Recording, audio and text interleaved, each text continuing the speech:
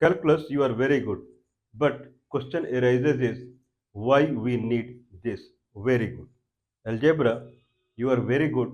But why we need this? Very good. Okay, so we proceed in discussion of the primitive calculus.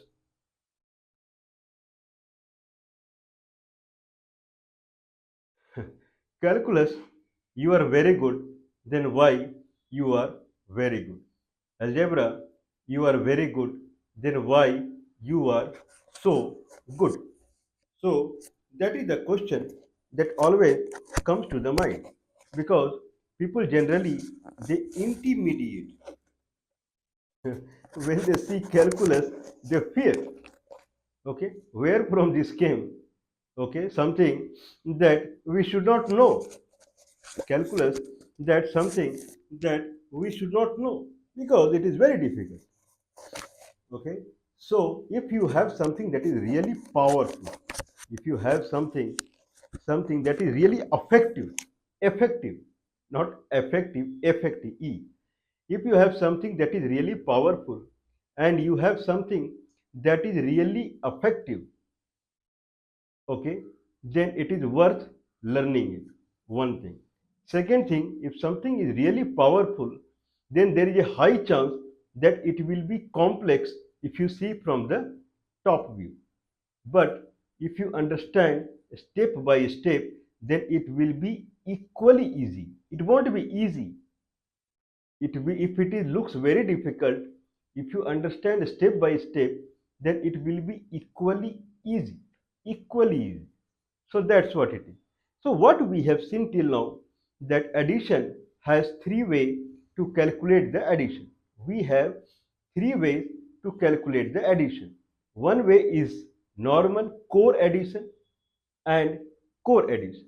Okay, and second way, okay, one way is core addition, and second is multiplication, and third is through area.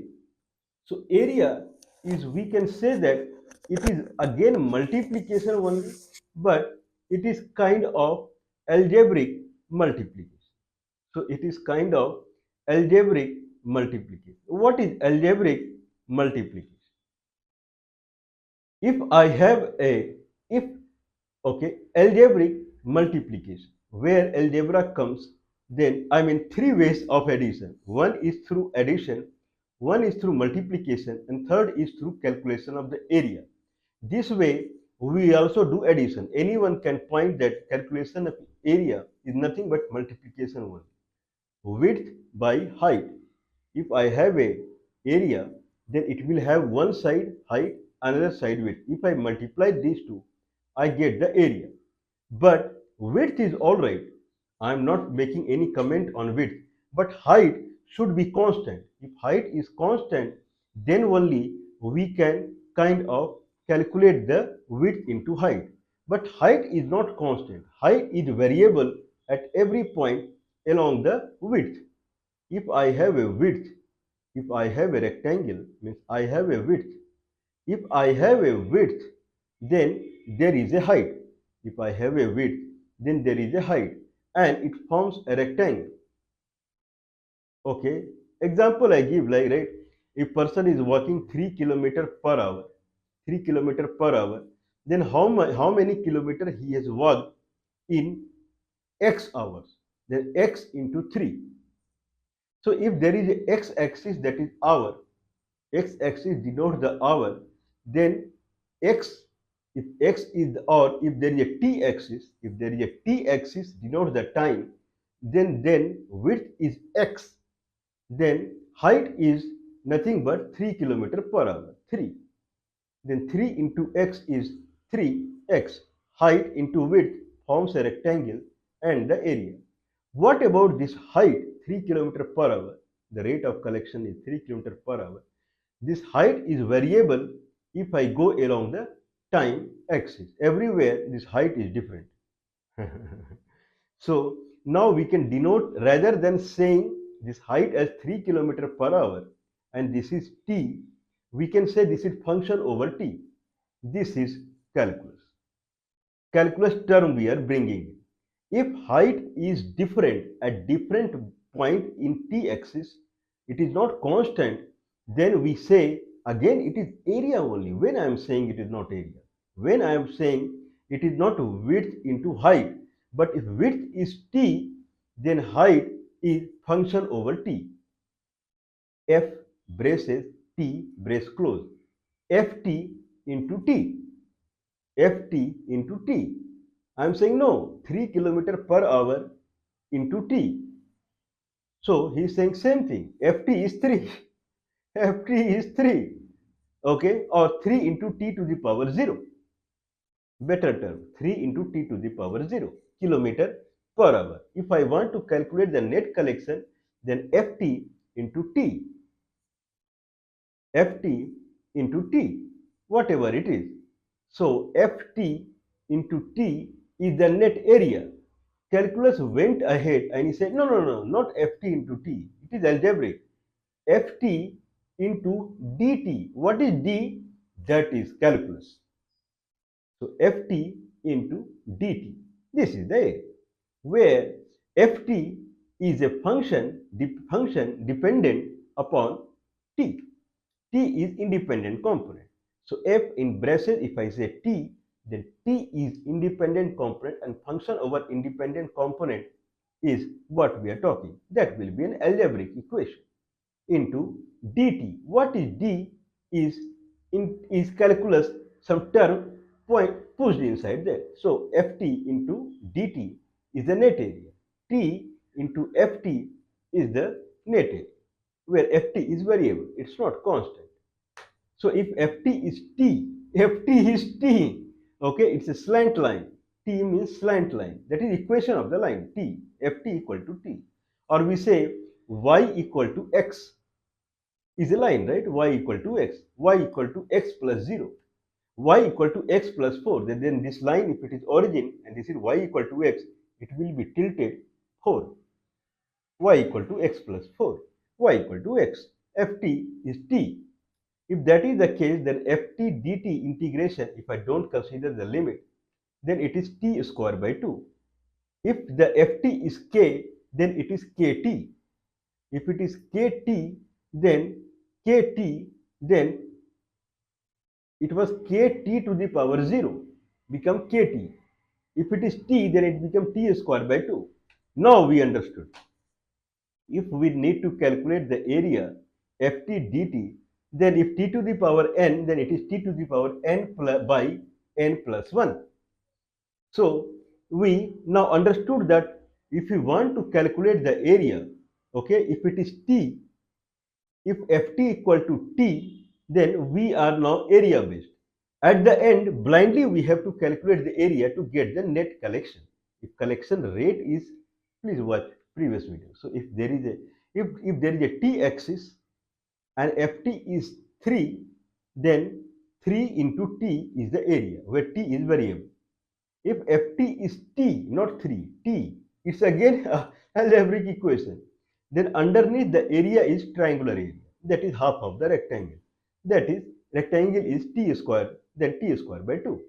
So Ft is t, then t dt integration is t square by 2. If it is t to the power n, earlier it was kt to the power 0, k. Then it becomes kt, t to the power 1 by 1. If it is t, then t to the power 1 plus 1 by 2. If it is t to the power n, then it is t to the power n plus 1 divided by n plus 1.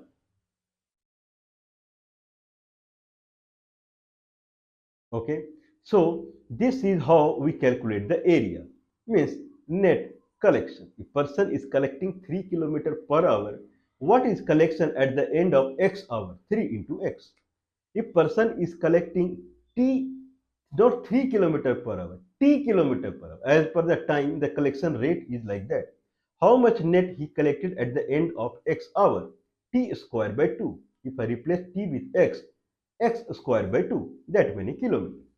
Now, if I have ft, function over t, and this is integration, that changes this algebraic equation. If it is t, then it becomes t square by 2. If it is t to the power 0, if it is passes through, then it becomes t to the power 1. If it is t to the power n, then if it passes through, then it becomes t to the power n plus 1 divided by n plus 1. Okay, now we understood this. So this is called integration. Okay, this, if this is ft, then net algebraic equation. If it is t, then if it t to the power n, then it is t to the power n plus 1 divided by n plus 1. Both are algebraic equation. If both are algebraic equation, then I can call it gt, function g, function f, function g. If I do some mathematics so that g becomes f back, f becomes g when I did integration, calculated the area. Okay, now if I do some operation so that it becomes g, this operation is called derivation, differentiation, derivative. If this is integration, then this is differentiation. If this is multiplication, ft into dt, that is multiplication. If this is multiplication, which converts ft to gt, then it is gt by t. If it is ft into t, then it is gt by t, which will bring back to ft. dgt by dt. D is added because it is calculus.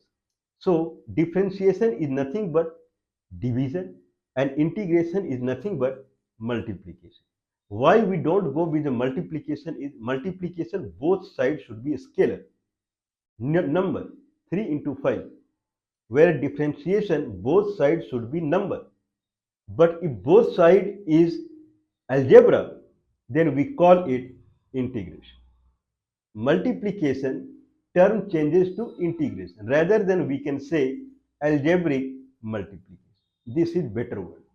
AM, algebraic multiplication, is nothing but integration. And if there is both are number, then it is different. It is division. GT GT by T.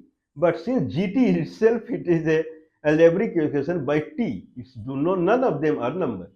So algebraic division is nothing but differentiation, that is d gt by dt. So gt's differentiation is ft and ft's integration is gt. One is multiplication and one is division. So division, if I am calculating gt by dgt by dt, I can go with the chain rule. Like if I need to calculate 100 by 10, I need to calculate 100 by 10. I can do 100 by 50 into 50 by 10. This is chain rule. 100 by 50 into 50 by 10, 50, 50 if I cut down, it is nothing but 100 by 10 only. dgt by dx is same as dgt by du into du by dt. Chain rule. So differentiation is nothing but pure algebraic division and integration is nothing but pure algebraic multiplication. If I need to calculate area of a rectangle where height is a scalar and width is a scalar, I can multiply. But if height is not a scalar, it is changing every moment. So to address the every moment, now we will not take this width also as numeric. We'll say it is some t, I don't know. Then height is some ft, function over t. Now ft into t is what is the area. ft into dt is what is the area. Now calculus d inserted, claiming that it is algebraic multiplication. Like that, ft into t goes to gt.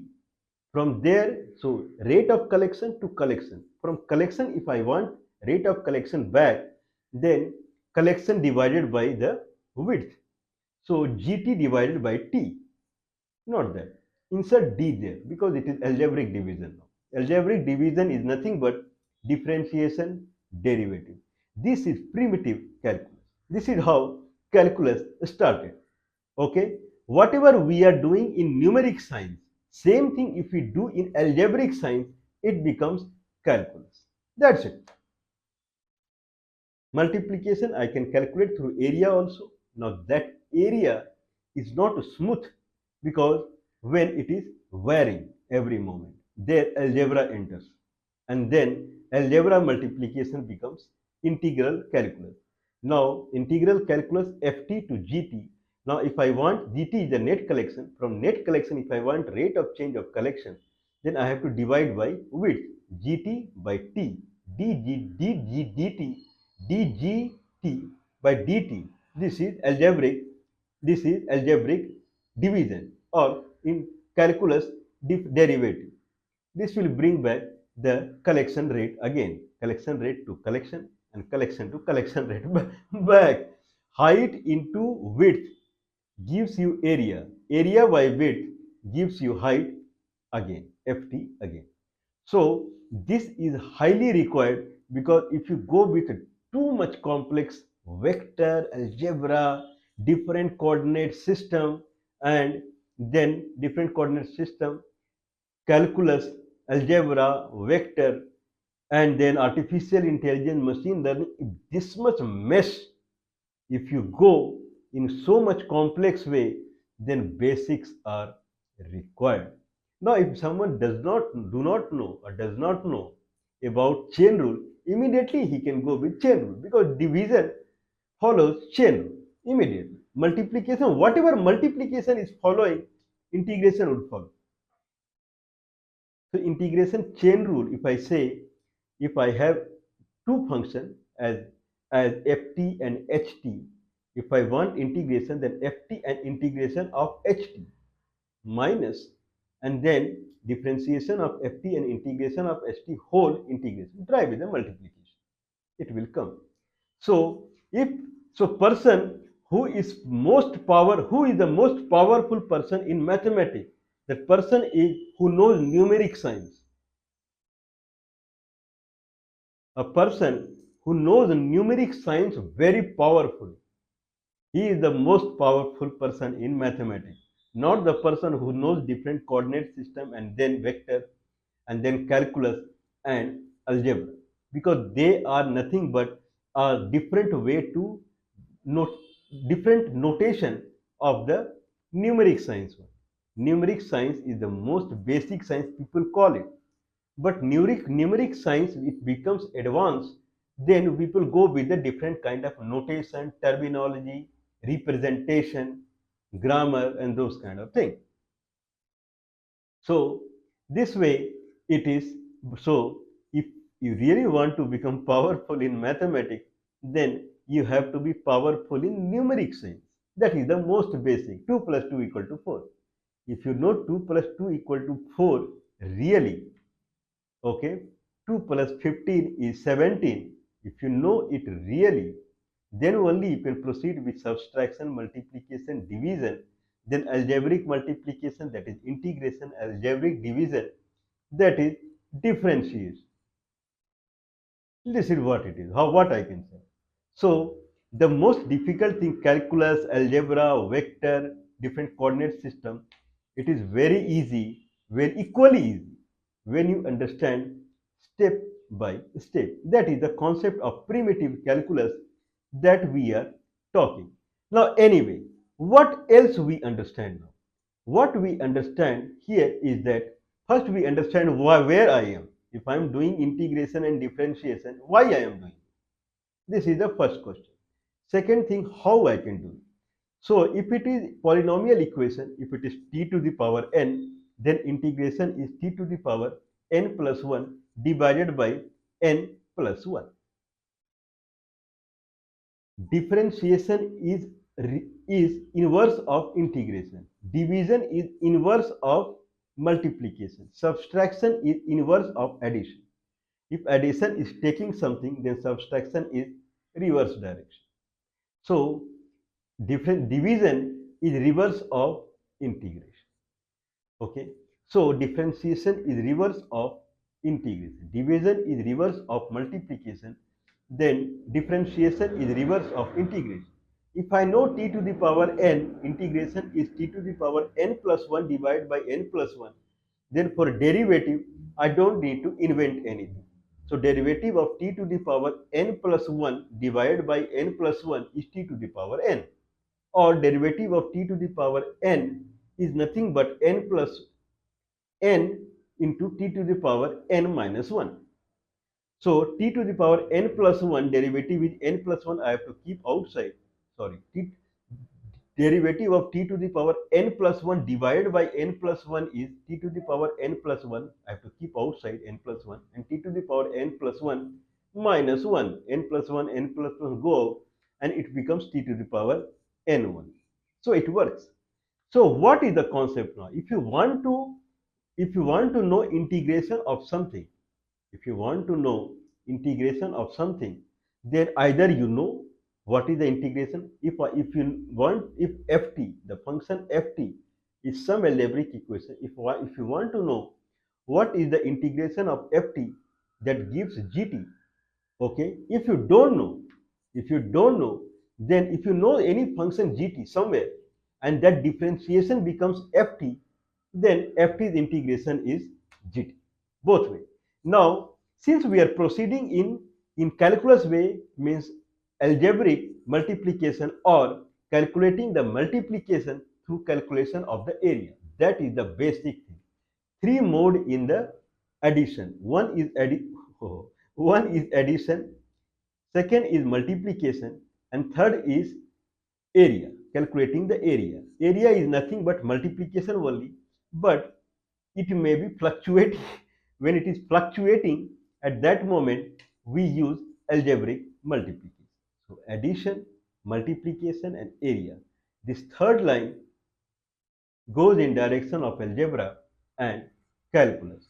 So algebraic multiplication, if I want to find for some algebraic equation which will go in algebraic equation only, if I don't know, then if I know any algebraic equation for which derivative is this one, then that function is integration of this one. So if it is derivative, then this is called antiderivative.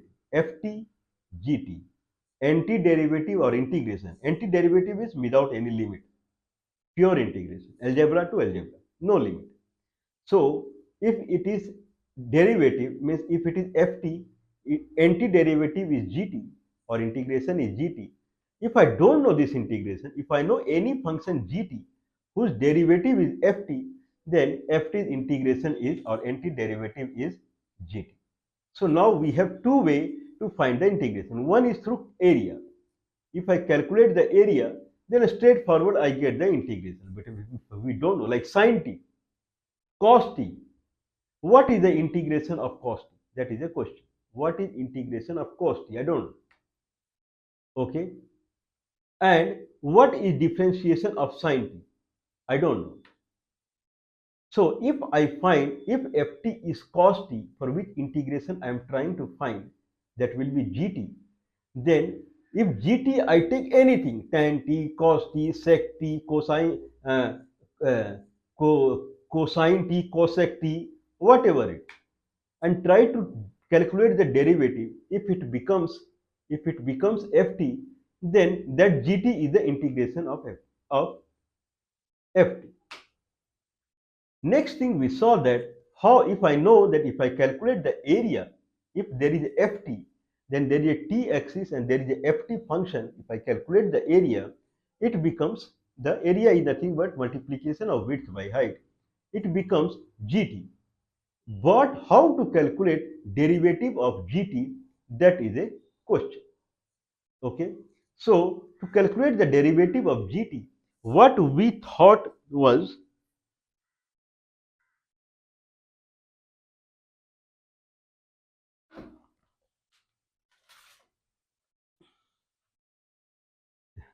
okay, so if I have x-axis, or t-axis, and there is a function called t square, function is t square, okay, or or let's say that there is a ft, there is a t-axis and function gt. ft is a function, if I calculate integration, it becomes gt. From gt, how I can go back to ft? So ft is t, then gt is t square by 2, t square by 2, t square by 2. So by 2 I can keep outside and consider this is a graph of gt, that is t square, that is the area. If I want gt back ft back from gt, if I want ft back, then gt by t. This is what we saw. ft into t is gt, then gt by t is ft. This is derivative. But problem is that we cannot divide if I want till x, if this is t axis and there is a point called x here, there is a point called x here, then up till x, if this is t square, then I have to divide this by x so that I get the rate of collection. This is collection graph. But I cannot divide blindly by x, because if I see, this is what we have seen already. If I take different interval, then rate what we are trying to do. If this is the graph, this is gt. If this graph is gt and this is t, if I say gt by t, we are trying to say that if for t, if there is a t variation, then how much gt is changing. If gt is 10t, if gt is 10t divided by, okay, gt is 10t, and then I want division divided by 5. 10t is the equation of area collected. Actually it is 10. 10 integration is 10t. I want 10 back. If I want 10 back, then I want, sorry, so ft is 10, then gt is 10t.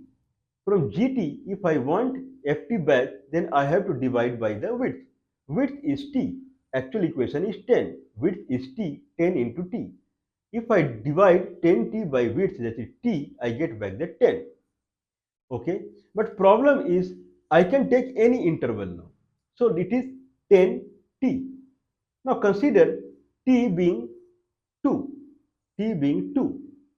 So if it is 10, okay, so height by width means if there is a width change, 10t divided by t, if t I take 2, means if there is a 2 change, then how much change we see in the vertical? T is 0 to t is 2. Okay, so if t is 0 and t is 2, if this is the graph, then at 0, 10t is 0. When t equal to 2, then 10t is 20. So if there is a 2 change in t, then height changes 20. 20 by 2, 10. Now let's take interval from 2 to 4. I had taken 2 interval width 2, that is 0 to 2. 2 to 4. Now if it is 4, what is the height? 40.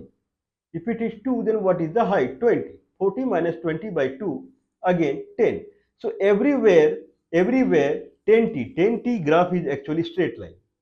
10t graph is a straight line. If a straight line, then any interval if I take and it divide the height difference by width, then it is same. So I can divide 10t by t. But if the equation is t, then gt becomes t square by 2. And if I take difference in height with fixed interval from here to everywhere, it will be different, because we have demonstrated, because t square graph is like this. Slowly it becomes vertical. Okay. 1 square is 1, 2 square is 4. Gap, if there is one gap, then gap is vertical, there is gap of 3. If 5 square is 25, then 6 square is 36. There is gap of 1 along T, then vertical gap is 11. If 9 square is 81, then 10 square is 100. If there is gap of 1 along the x-axis, then vertical gap is 19. See, the gap is growing. Okay, so the division is not constant. I cannot say the differentiation of t square divided by the base, that is t. Differentiation of t square is not t square by t, that is t. Not true. So we had calculated integration of t is t square by 2. Then t square by 2 divided by t is t by 2. It is not t by 2. So the rate of change, if I have net collection graph, if this is t square by 2 is a net collection graph. If I want rate of change, then blindly I cannot divide this ft by t, because if I take equal width interval, then change in height is different at different t. So that's why it is not normal division. It is algebraic division or calculus division, because every moment it is different. If that is the case, then what we did is we took any point x. Any point x. At that time we saw what is the height. Then we took a delta x from x, and then we saw what is the height, where delta x is very small because it is changing every moment, right? Now we divide this height by this width. That is the derivative rate of change at x at that moment. Where x is different, then derivative is different. So derivative has to be in function of x only. This is the algebra. So if I have t square, not t square by 2, t square, I want differentiation of it or division of it, then anyone would ask at what point? At point x. Then x plus delta x whole square minus x whole square divided by delta x. This is the rate of change that is seen at any point x where delta x is tends to 0. Then at point x, this is what we find. Or someone would say this is not perfect. X plus delta x whole square, or g x plus delta x, g of x plus delta x minus g of x minus delta x divided by 2 delta x. That is more perfect, because if I try to find rate of change at any point x, then x plus delta x and x minus delta x, then divide by 2 delta, then exactly at the center of x we find it. But delta is so small, generally people go one of them, any of them. Now through this method we saw that the derivative of sin x is cos x, because sin x plus delta x minus sin x minus delta x divided by 2 delta x, it became, finally it became 2x, 4x delta x divided by 2 delta x, it became 2x. I'm sorry, I made some kind of different thing. Anyway, we tried for x square. So gx plus delta x minus gx minus delta x by 2 delta x. So it became 4x delta x divided by 2 delta x. It became 2x. So differentiation of x square at any point x, or differentiation of gt, that is t square, at any point x is 2x. At any point x is 10, then it is 20. At any point x is 1, then it is 2. Okay, so this is the differentiation. If I know differentiation, then I say integration is, antiderivative is reverse. It is derivative, then antiderivative is reverse. Now question arises is, what is the integration of cos t, or what is the differentiation of sin t? If I know differentiation of sin t, then if differentiation of sin t is cos t, then I can blindly say the integration of cos t is sin t, other way. So if I want to know the integration of any function ft, then I can draw the graph of ft and calculate the area to some algebraic variable and say this is the integration. If I cannot do, then I have to find any function gt whose differentiation is that function, then blindly I can say integration of this function is this. Like cos t, if I draw a graph of cos t, because I have to draw the graph only to calculate the area. When t is 0, then cos t is 1. When t is pi by 2, then cos t is 0. So it goes like this. If it is, this is y-axis, then cos t equation, then it will go from 1, it will start with 1, it will go to 0. From 0 it will go to minus 1, then it will come back to to 1 again. It will be like this. So this is cos graph. Now if I want to calculate the integration, then from one limit to other limit I can calculate the area.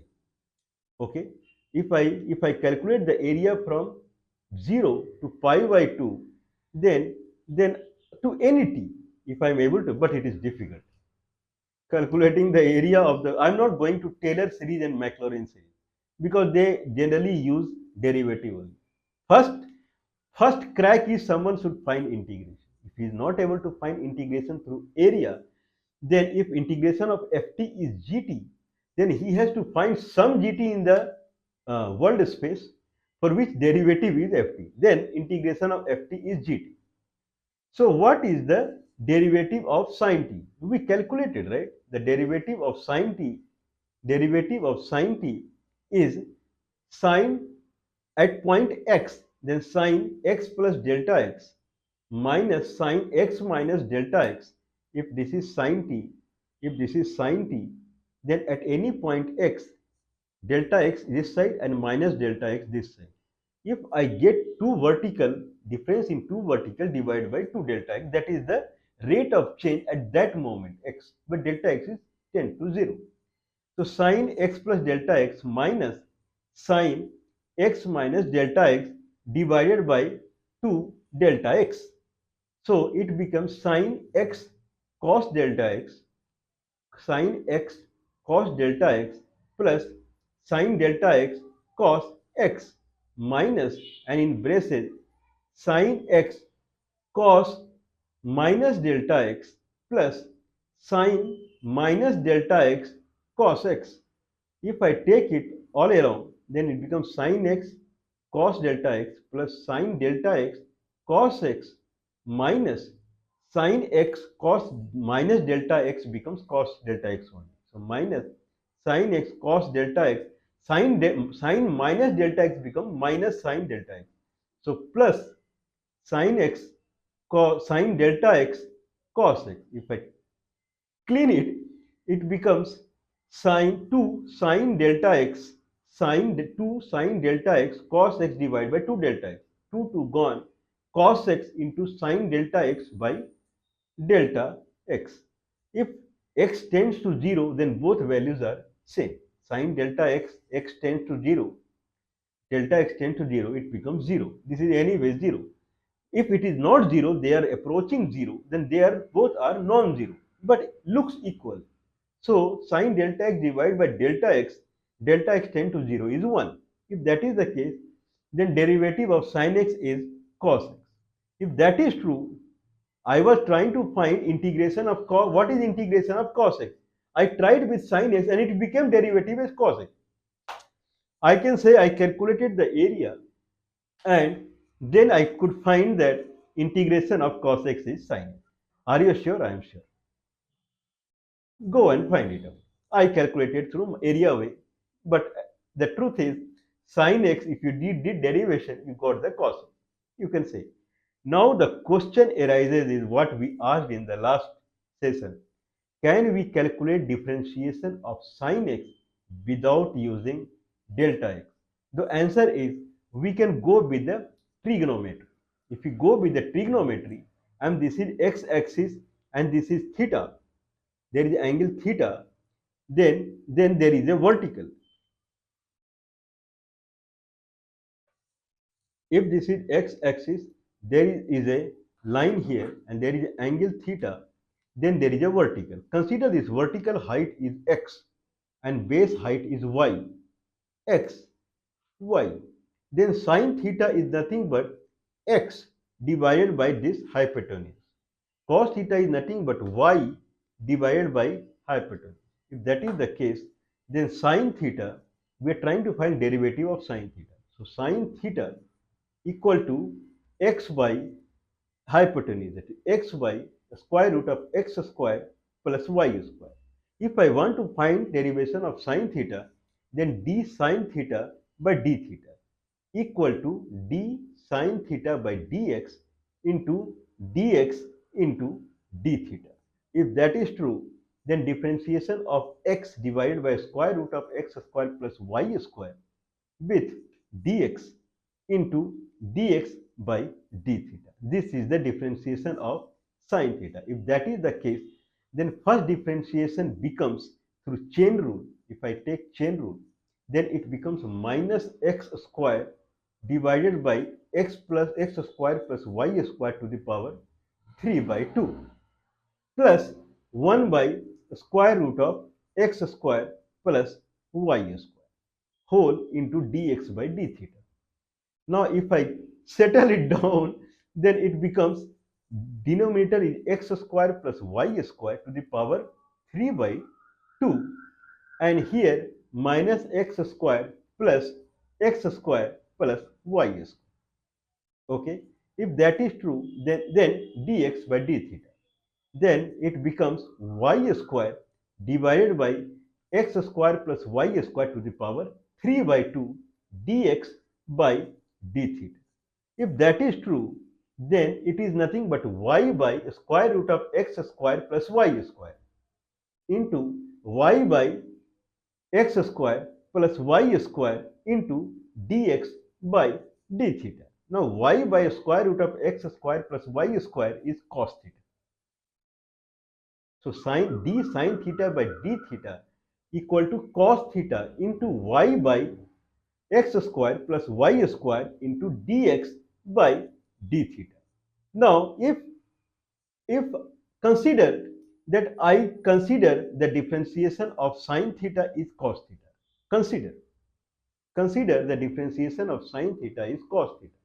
So differentiation of sine theta is nothing but cos theta into y by x square plus y square into dx by d theta. The next term, y by x square plus y square into dx by d theta, that should be resolved to 1 if I consider the differentiation of sine theta is cos theta.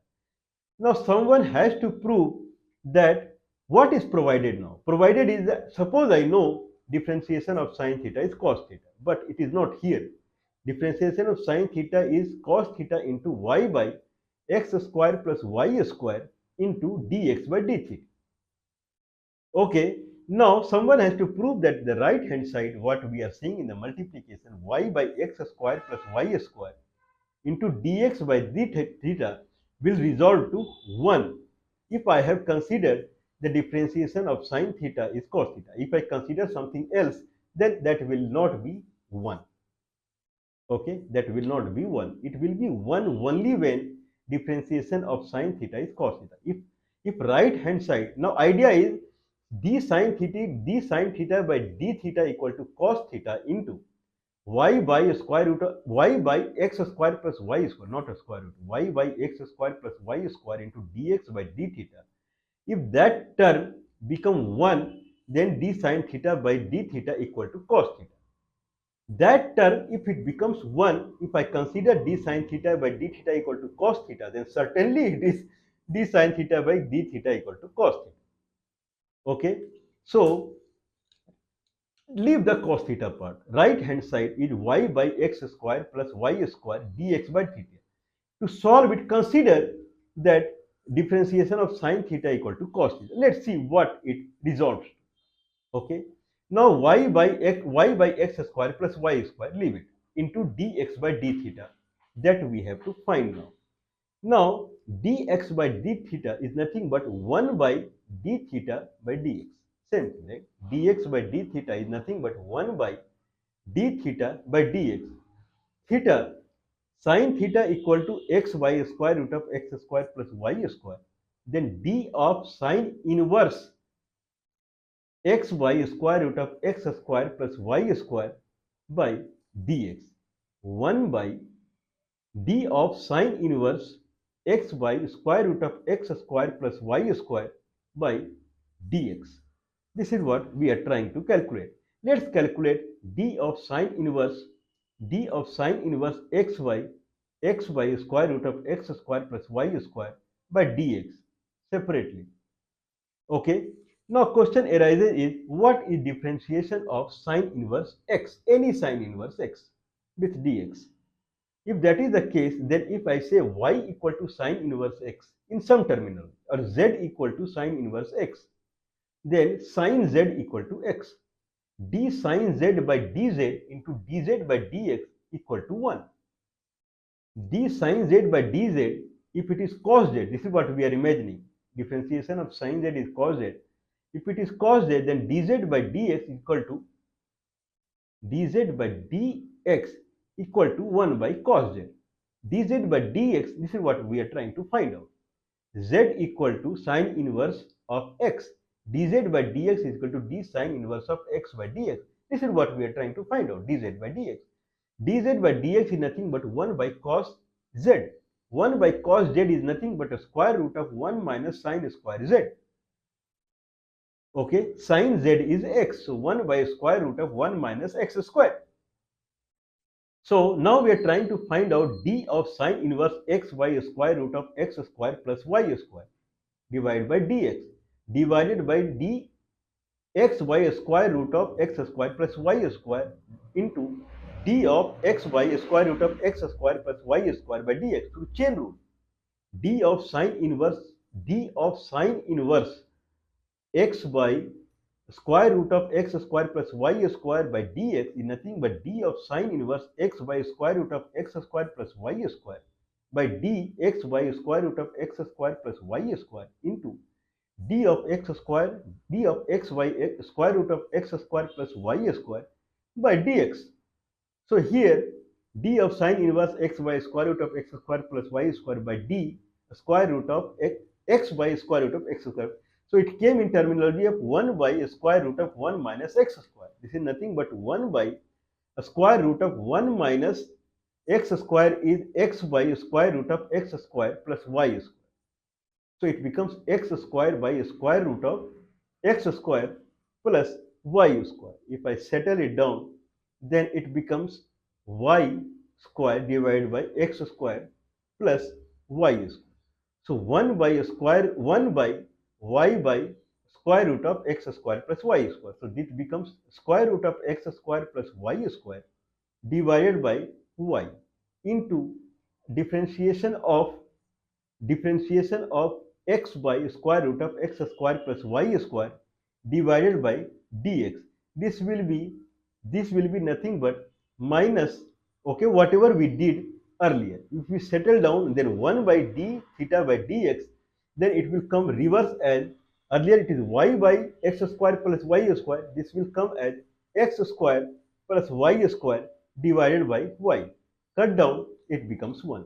So it becomes 1 when we consider d sine theta is differentiation of sine theta is cos theta. If it becomes 1, then really differentiation of sine theta is cos theta. If it is 1, that is really cos. Everywhere it is satisfying. This proves that differentiation of sine theta is cos theta. We can find it out without delta x. This is amazing. This is really something that we are not dependent upon theory that sine delta x by delta x, where delta x limit is 0, then it is 1. There is one imagination we are doing. I don't like that. Mathematics is not approximation. Mathematics is not runaway. If someone is talking about approximation, can you approximate? Consider delta x, even though it is a slant line, consider for this region it is a straight line, not slant line. Don't do like that. Don't go with delta x and mathematics is not approximation. Mathematics is a solid blow.